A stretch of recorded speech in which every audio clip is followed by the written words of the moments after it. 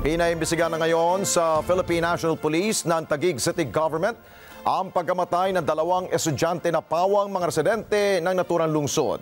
Dahil na rin ito sa magkakaiba at mali-mali umano mga impormasyong kumakalat sa social media. Si Archie Amado sa balita.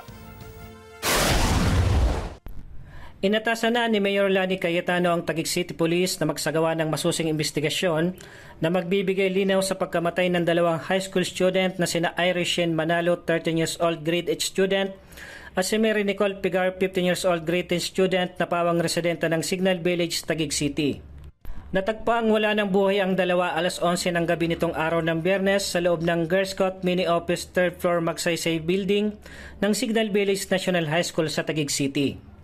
Panawagan ng alkalde sa publiko na iwasan ang pagpapakalat ng maling impormasyon na maaaring makasasakit lamang sa damdamin ng naulilang pamilya dahil nagpapatuloy pa ang investigasyon. Iba't iba kasi ang lumabas sa mga post sa social media na kung saan natagpuan umano ang mga biktima.